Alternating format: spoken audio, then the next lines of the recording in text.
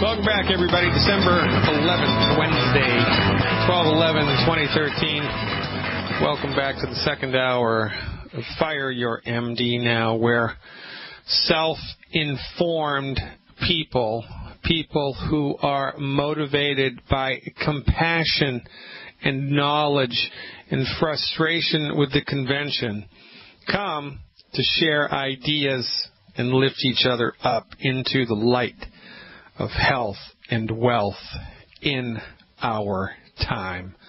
Let's go to New Mexico and see what Donna is up to. Hey, Donna, thanks for the phone call. Hi, Dr. Glidden. What's up?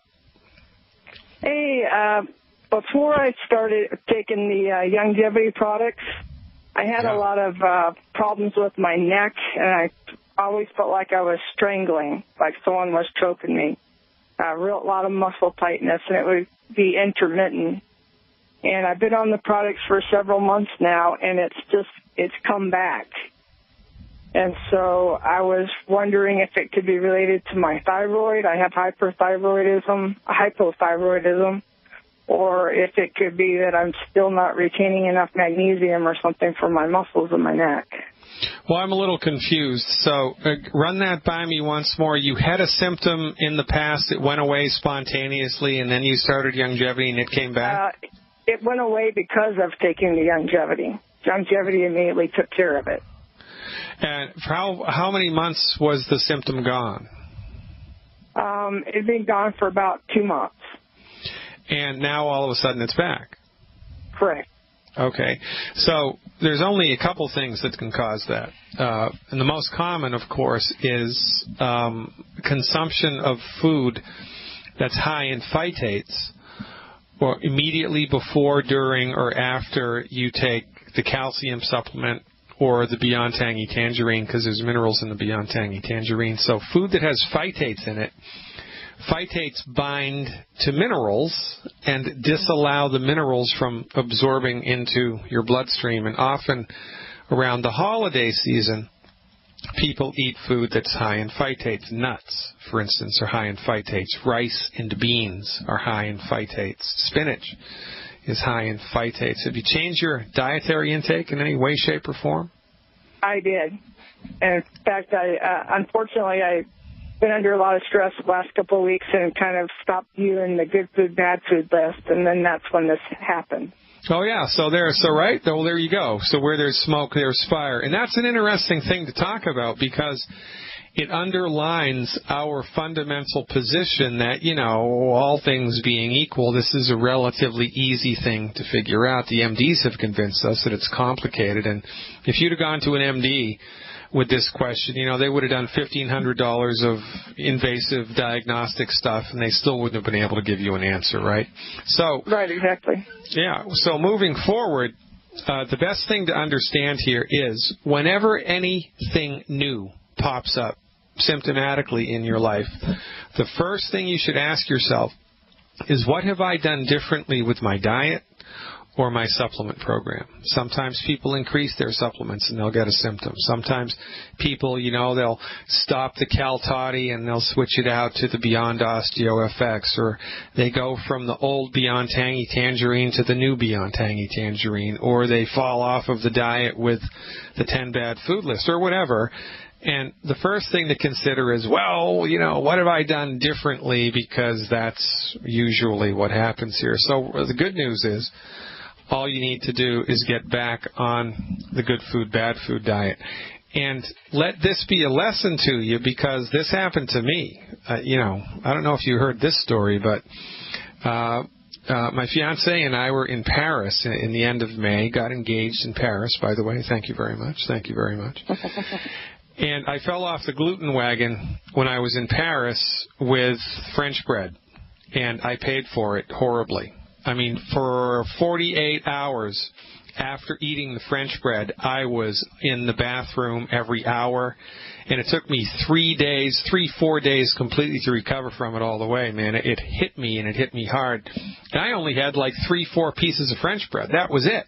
It wasn't like, I had a whole loaf every day. It was just 3 or 4 pieces, and I got hammered by it. So, and this is also one of the reasons why I recommend people mess around with it a little bit. Go on the gluten-free diet for 4, 5, 6 weeks and then eat a whole bunch of gluten and see how it makes you feel. Because when you have the experience, as you just have, that eating this stuff makes you feel worse, it's going to be a lot easier for you to maintain the discipline moving forward because you have now direct personal experience that crap makes you feel like crap. And that beats a poke in the eye with a sharp stick. Yeah, that's kind of what happened today because I had something bad for lunch and took my supplements while I was doing that. And then probably a half hour later, 40 minutes later, I was like, oh, my gosh, because all that tightness in my throat just started happening. And I was like, oh, what in the world is going on? So yeah, well, there you go. So get back on the diet train, eliminate the 10 bad foods, and you're going to be better before you know it. Okay, well, I appreciate it very much.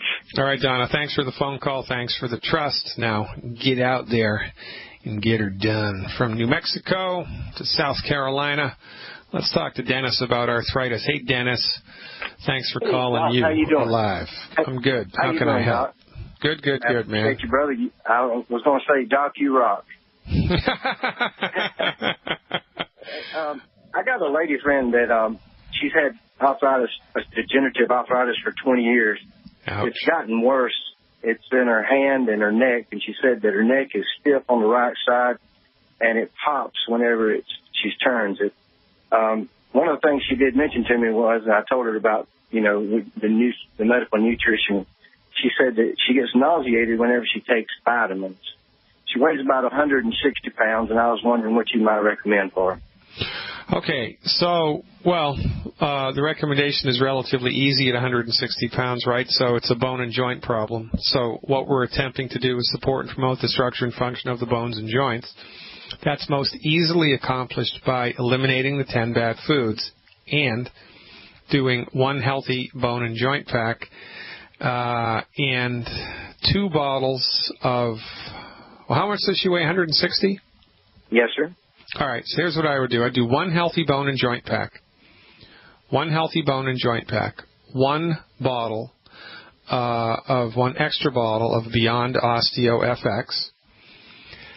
3 bottles of selenium.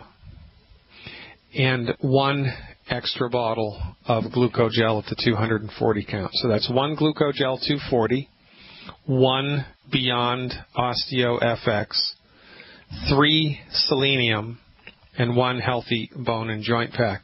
Now, it's an interesting thing, again, to talk about, because when people get sick from vitamins, there's only 2 things that can cause that, as far as I know. Either they're taking them on an empty stomach, or the vitamins are crap. And a lot of the vitamins that are sold over the counter are crap. And, it's like beer, right? I mean, there's some beer that's just horrible. And you drink that, and you feel like crap, tastes like crap. You don't even want to finish a can of it.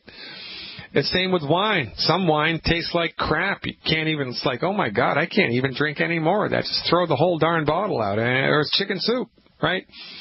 So when people have a negative reaction like this, it's either because the actual vitamin that they're taking is a substandard crap, or some people have very sensitive stomachs. Now, if it's a sensitive stomach issue, the only way to get around that is to take the supplements with food, not on an empty stomach. Now, the only problem with that is if the food that they're eating is one of the 10 bad foods, they're screwed. And if the food that they're eating has phytates in it, they're screwed.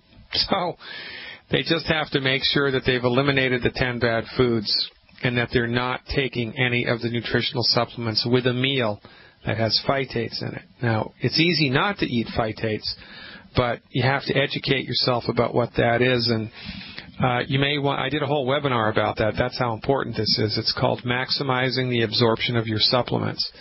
And it's there in the archives if you're an insider, or you can just, go on the Google and do a Google search for phytates, and you spell that P-H-Y, T like Thomas, A, T like Thomas, E, S. What I've found eases the blow of vitamins on the stomach is banana and full-fat yogurt with the cream on top. A banana and a full-fat yogurt with the cream on top with a little cinnamon sprinkled onto it tends to settle the stomach down nicely and allows the absorption of vitamins into the body with, no nausea. So that would be what I would recommend she does first. And tell you what, man, if you just gave her a bottle of the CM cream, right, which is a part of the Healthy Bone and Joint Pack, that's all you gave her, and you just told her to apply that cream topically on top of the joints that are in pain, within 10-15 minutes of doing that, she's going to notice a measurable decrease in the amount of pain that she has. I love really helping people get over bone and joint issues. And I tell you what, Dennis, there's so much bone and joint trouble here in the United States and Canada and the European Union, all around the world, man. You could make a multi-million-dollar longevity business just helping people recover their health in the face of a bone and joint issue. Sometimes with longevity, like with neurological diseases, it's not 100%. We don't have 100% batting average. 30% of the time, 40% of the time, 50% of the time, 60% of the time we get results. But with arthritis, it's 100%. This stuff is unbelievably effective to support and promote the structure and function of joints. She's going to love how she feels, and it shouldn't be that difficult to dial in, to help her stomach out. And whatever vitamins she's taking right now, man, just have her flush them because they ain't helping. Give that a try, Dennis. I appreciate the phone call. Give me a call back, or better yet, have her give us a call back after she's been doing this for 3 weeks with a report, and I will look forward to it. Ladies and gentlemen, I'm Dr. Peter Glidden. This is December 11th, 2013. Going to talk to Rick in Alabama next. Stick around. Welcome back, everybody. Dr. Peter Glidden, your steadfast advocate for health. Wednesday, December 11th, I'm going to talk to Rick. I think he might be up in Alaska. I think I got that one wrong. Hey, Rick, where are you, by the way? I'm in Alabama. How are you, Dr. Glidden? I'm fantastic, man. Well, thanks for taking my call. I've got every year around this time of year, my sinuses tend to start flaring up and giving me trouble, and I'll do the sinus rinse. But what's happened is a lot of people are sick around here, and ended up going to the doctor because I was concerned. It kind of surprised me, though, just because I was feeling so bad. I have a couple of swollen lymph nodes in my under my jaw, but they tested me, and they said I'm tested positive for walking pneumonia for the microplasma. So what exactly does that mean? They want to give me zithromycin and that kind of deal. Is that what's your take on that? And how could I prevent this? And how do you get it? And how can I prevent the sinus issues in this for the future?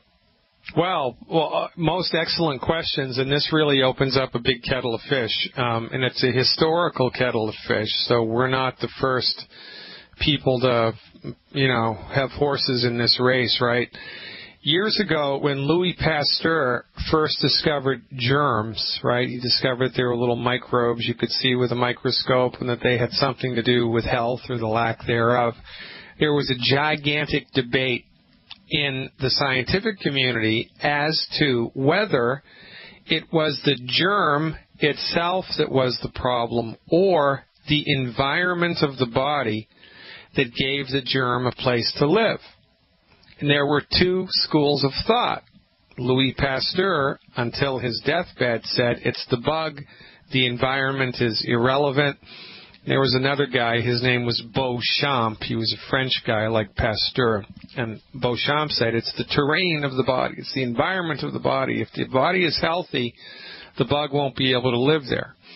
Kind of like a pond in your backyard. If you had a pond and it became stagnant and there was no movement in the water, or there was no drain and it was just stagnant, well, in the summer you'd have a problem with mosquitoes because mosquitoes breed in stagnant water.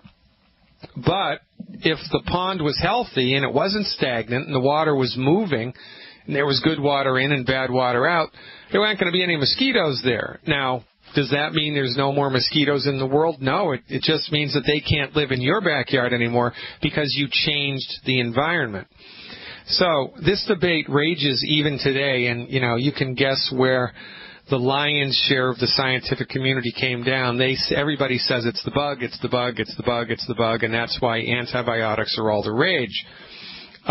Interestingly enough, is a little historical anecdote. On Louis Pasteur's deathbed, he recanted his position, and he said, no, it's not the bug. Beauchamp was right. The terrain is everything. But the pharmaceutical industry doesn't want to hear this, because the pharmaceutical industry doesn't make money by making people's bodies healthy so that bacteria can't live there. Pharmaceutical industry makes money by making antibiotics. Now, because the pharmaceutical industry is a runaway train, and because they have a monopoly on all things medical, as they've developed more and more antibiotics focusing exclusively on the bug and not the terrain, antibiotic-resistant diseases is growing in leaps and bounds. And this is a gigantic health wreck. It is a train wreck that is bearing down on us at lightning speed. It is a big, bad voodoo daddy, antibiotic-resistant bacteria, right? And the reason that there is antibiotic-resistant bacteria is because for the last 50 years, all of the therapeutics have been devoted to killing the bug while doing nothing to alter the terrain of the body. And that upsets the balance of nature. Nature must right itself, and so you get the generation of these superbugs, right? Now, none of which answers your question specifically, right? But I'm going to get there. But so it's important that we understand, what's going on, right? Oh yeah. Yeah. So from our point of view, bugs are everywhere all the time. Bugs are everywhere all the time, and in certain seasons of the year, bugs are more predominant. Nobody knows why. There's a season for the flu, and it's opposite what it is in the southern hemisphere. When it's flu season in the northern hemisphere, it's not flu season in the southern hemisphere, and when it's flu season in the southern hemisphere, it's not flu season in the northern hemisphere. And it's like, holy smokes, does weather really have that much to do with it? Well, apparently there's a whole lot more going on here than meets the eye. Bugs are everywhere all the time, so one of the best things to do when you are up against an infection with a microorganism is to strengthen the terrain of the body, to alter the terrain of the body, make your immune system strong.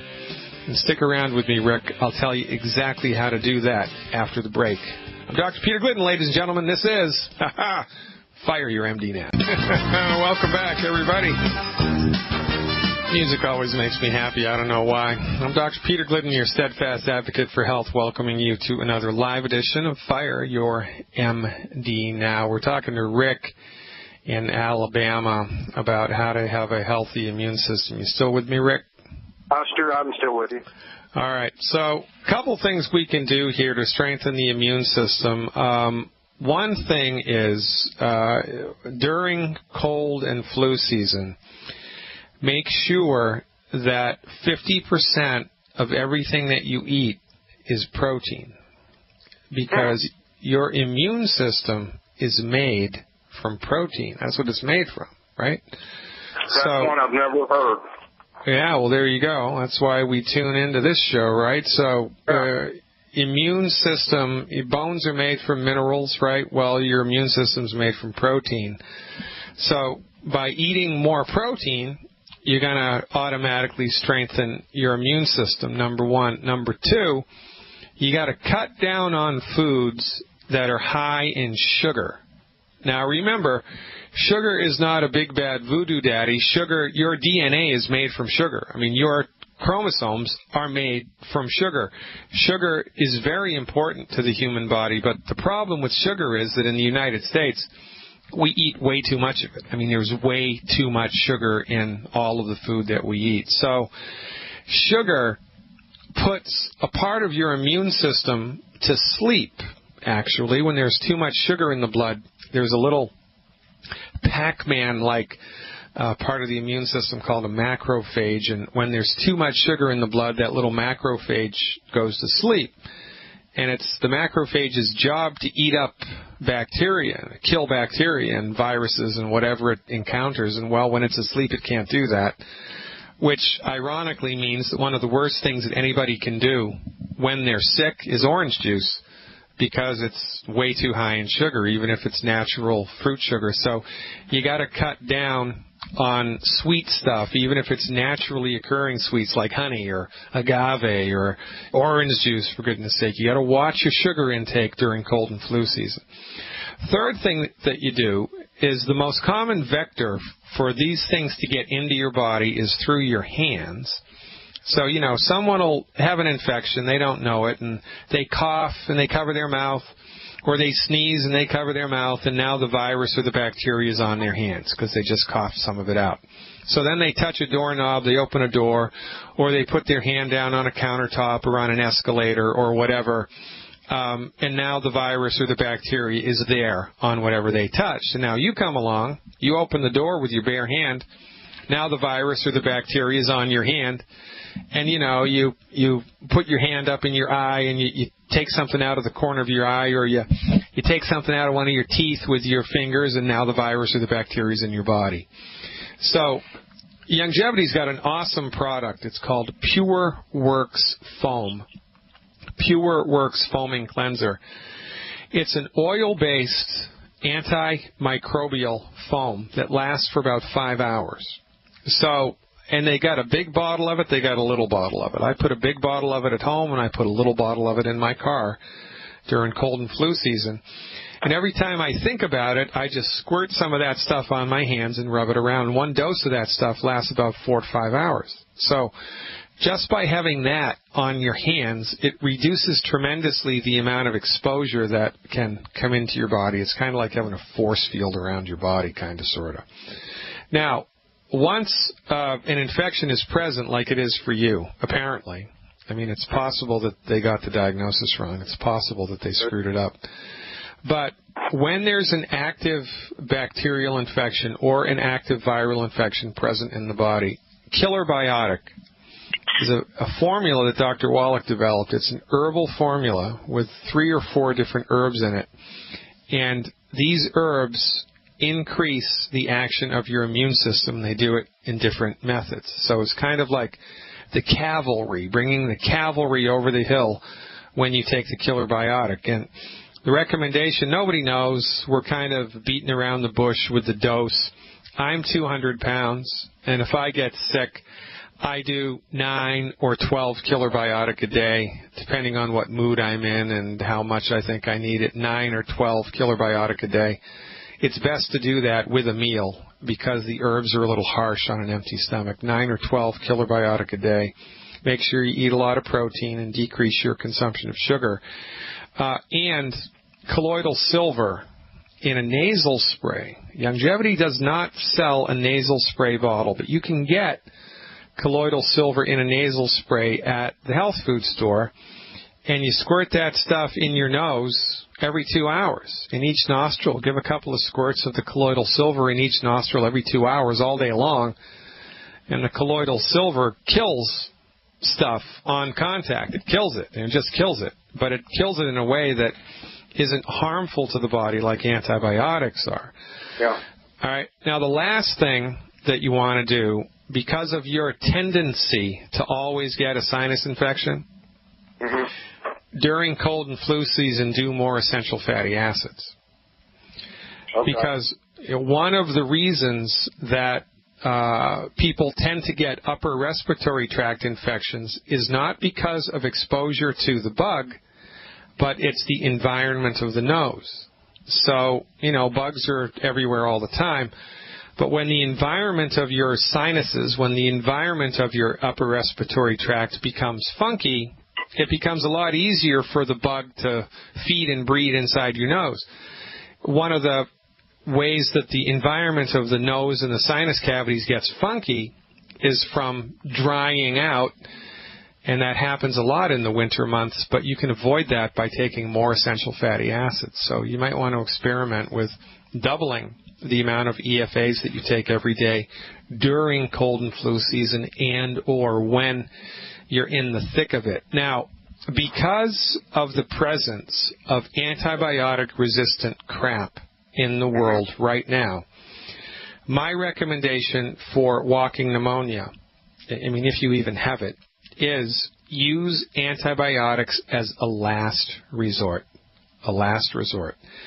Yeah. Do this program instead. The killer biotic, the colloidal silver, increase your EFAs, increase your protein, decrease sugar, and do that for 14 days in a row.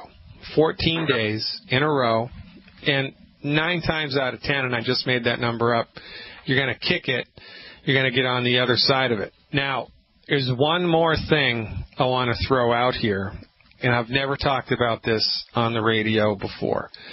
It's a little out there, but not that much. One of the things about nature is that things in nature that are flexible persist, and things in nature that are rigid fall apart, right? Like the most flexible thing on the planet is water, and water completely destroys rock, which is the hardest thing in nature. One of the keys to having a healthy body is, of course, medical nutrition and eliminating food that's inappropriate for the human body. Another of the keys to having a healthy body is having a flexible and a supple body. And if you get into the discipline of doing a couple of stretches a day, some yoga or some Tai Chi, or whatever it is that floats your boat, and you can find these classes everywhere all the time. And if you've ever been to China, it's quite a sight to see, because at 6 o'clock in the morning, every Chinese person in the world is in the public square, and they're all doing Tai Chi together, and it's like, oh my God. Anything that you can do to, on a daily basis, increase the flexibility of your body and stretch your muscles and your tendons and your tissues out will make it much harder for you to get sick. Much harder for you to get sick. So even if it's something that you don't want to do all year round, during cold and flu season, if you got into the discipline of doing some stretches or some yoga or some Tai Chi every day, it's going to go a long way towards keeping you from having to get this again. Does that make sense? That's been very informative. There's several things I haven't ever heard of, and I've tried some, but some I haven't. But thank you so much. Well, proof of the pudding's in eating, Rick. I appreciate your trust. I appreciate the phone call. Give us a call back in a couple of weeks and tell me what happened. I'd look forward to that, and I appreciate the trust. Thanks, man. All right. Hey, guess what, folks? We're international. Have I told you that we're international? Guess who's in the house now? South Korea is in the house. Suzanne, our old friend from South Korea, calling back. Hey, Suzanne. Thanks for the call. You are live. Hi, Dr. Glidden. Thanks for taking my call. Can you hear me okay? Yeah, it's like you're next door. Tell me what day and what time it is in South Korea. It's Thursday, 7:42 a.m. See that? We're time traveling. I always knew I could be a time traveler. And here I am. I'm talking to you in the future. Isn't that just great? So, hey, thanks for the call, Suzanne. How can I help? A couple things. I spoke to you about a year ago about my DEXA scan, and it had not improved, and I had another one, and yeah, it's still the same. So I heard you talking about homeopathy the other day, and you told someone to put 2 pellets of 200 CK strength of something into an 8-ounce bottle and bang it 100 times and put it in the fridge and take 2 tablespoons a day and then bang it every time. Anyway, you went through this whole process, and I was wondering, would homeopathy maybe help with regaining both density? Well, yeah, it can, and the first thing to try is Calcarea, CALCAREA, phosphorica, PHOS like Sam, PHOR like Roger, IC like Charlie A, Calcarea phosphorica, 200C. But this begs the question, Suzanne, how do you feel? I mean, have you felt? Yeah, I feel fine. I feel great. I mean, I don't have any pain. I exercise almost every day, which I know you're not a big fan of. And I am nutrifying. Yeah, now, since you've been nutrifying, and since you've been following our advice and with due diligence taking your stuff, have you noticed anything that's improved? Mood, energy, appetite, sleep, anything get better into the bargain? Well, I don't have much appetite at all. I don't really need to eat, but I do because I enjoy eating. Yeah. And I used to have kind of a case of ascites, I think it's called, where you have fluid filled up in your abdomen. So that went away. And my varicose veins in my legs are a lot better. You can hardly see them at all. So that's good. But I had another blood test. I have one every year. And this year, my red blood cell count was a little low. My hematocrit, my hemoglobin, they were all three a little low. My albumin was a little high, and my thyroid stimulating hormone was 6 point something. Well, that's irrelevant. The only time that thyroid stimulating hormone is relevant is if it's like super high or super low. And you could take the thyroid, you could take blood every hour in 24 hours, and the TSH would be all over the place. I mean, it's like a freaking roller coaster. It's an old-fashioned, outdated, irrelevant test, and the reason that MDs still use it is a reflection of their, sluggishness and mental inertia. But the red blood cell count is consistent. Low red blood cell count is consistent with the osteoporosis. So we need to talk about this a little more. We're up against a hard break. Hang out with me through the break, and we'll dial this in.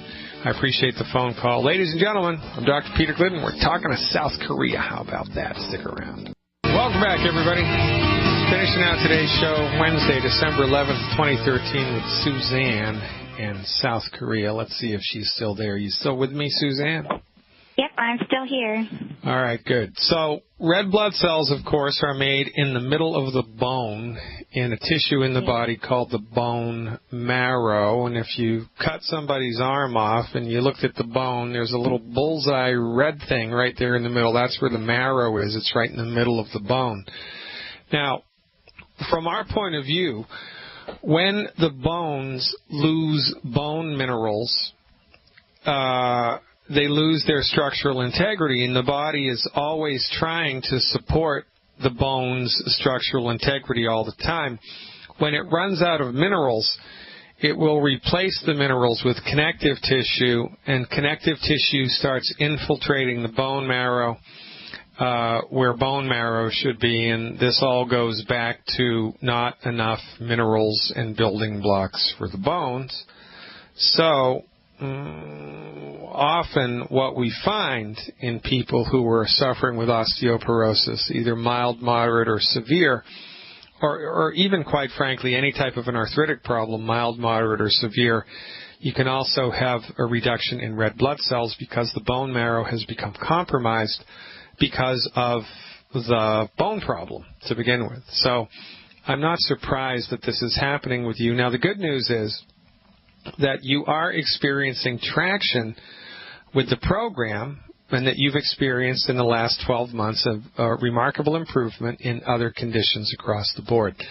But because the bones aren't yielding, well, I guess the first thing I want to ask you is, when you had the second DEXA scan, did you go back to the same place that you had the first DEXA scan? Yes. So it was on the same machine, right? Right. Okay, great. And that's an important thing to understand, because there's a 15% error ratio from machine to machine. So if you have DEXA scans done on two different machines, you can be 15% better or 15% worse, and you're not going to know it because there's an error ratio built into the machine. So how much do you weigh, Suzanne? 87. 87 pounds U.S.? Yeah, right. Okay. And how much white liquid calcium do you take a day? I'm taking 2 tablespoons twice a day. So you're doing 2 ounces a day? Right. All right, very good. So here's what I'd like you to do for 8 weeks. And at 87 pounds, you should be able to notice a difference within 8 weeks. Okay. Are you doing any standalone plant-derived minerals? I take the capsules because the shipping is too much on the liquid. All right. And how many of the capsules do you take? Just one a day. Okay. So for 4 weeks, I want you to do 3 a day. For 4 weeks, do 3 of the mineral caps a day.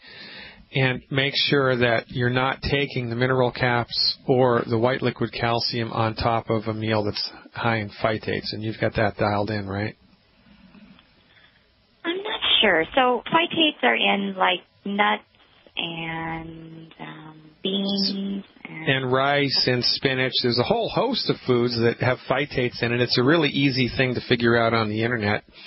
Just do a little Google search for phytate-containing foods. I think you can just pull a list right off of Wikipedia of, the top 20 foods that are high in phytates. And remember, there's nothing inherently wrong with a phytate, but they do bind to minerals and disallow their absorption into the body. So if you're swallowing a calcium supplement on top of a spinach salad, well, you're out of luck, right? So is it okay to take them between meals on an empty stomach? Yes, that would be optimal. That would be optimal for you to do both the calcium and the minerals between meals on an empty stomach. That would be the way to do it. And, there's only 2 times that medical nutrition doesn't work. It's either you're not taking enough or you're not absorbing what you're taking. Certainly you're taking enough. So that can only... The only thing that I can possibly imagine here is that there's a problem with absorption. And the first thing to consider is the whole phytate thing. And so that's where I would go next. You may also want to experiment with Fucoid Z. Fucoid Z may be a good thing for you to add, as it will increase the activity of stem cells in the body, which in your case, my case, quite frankly, most people's cases, is never a bad idea. Give it a try, Suzanne, and give us a call back. I appreciate your persistence into the bargain. Ladies and gentlemen, you've spent another 2 hours with me, and I appreciate it. God willing, we're back in the saddle tomorrow. See you then.